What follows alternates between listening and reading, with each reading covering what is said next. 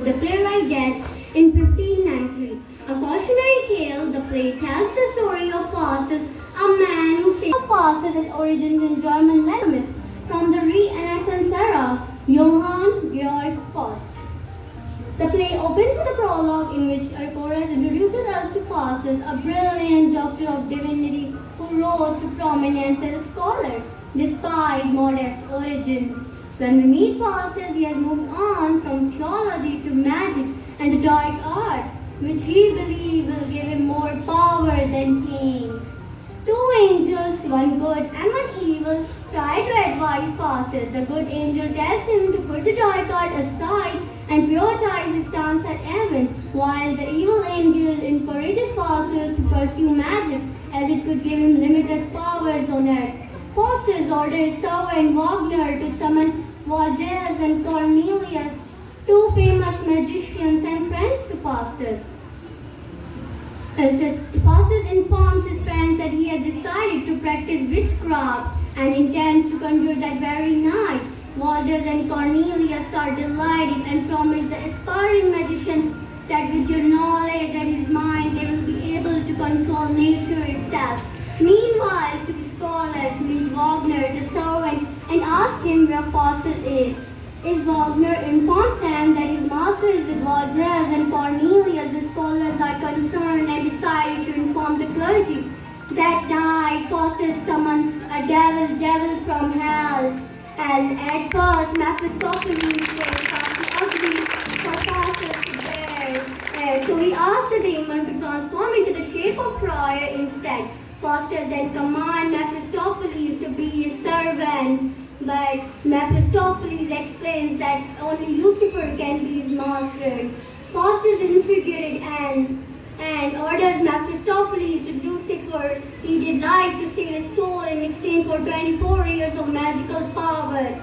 Mephistopheles asks the Faustus to seal the deal by signing a contract in his own blood. Faustus agrees, but when he cuts his arm to sign it, the inscription, the wound is divinely healed, bearing the inscription, "Man, please," which frightens Faustus. Ignoring the warning, he signs the contract, finalizing the deal with the Mephistopheles.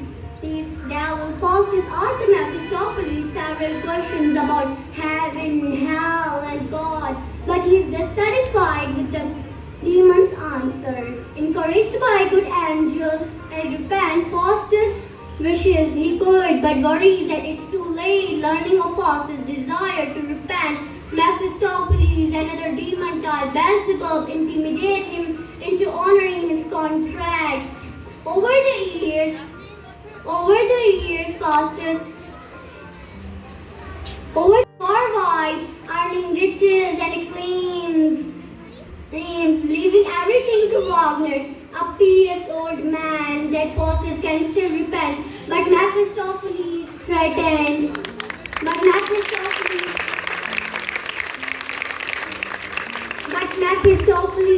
threatened Faustus with physical violence. Faustus asked Mephistopheles to summon Helen of Troy, the famous beauty from Homer Iliad, to serve as his final indulgence. Finally, the night on which Faustus must surrender his soul arrives. Along with angel laments, Faustus has paid, while Mephistopheles, Lucifer, and Beelzebub, the evil angel, taunt him. The gates of hell open despite Faustus pleading. The devil dragged him into the abyss, resulting in his downfall. Marlowe highlights the importance of repentance, forgiveness, and moral responsibilities, cautioning against intellectual arrogance and the deceptiveness of temporary attractions. The story teaches that our choices have eternity, consequence, and that true wisdom lies in recognizing the limits of human knowledge and significance of spiritual values.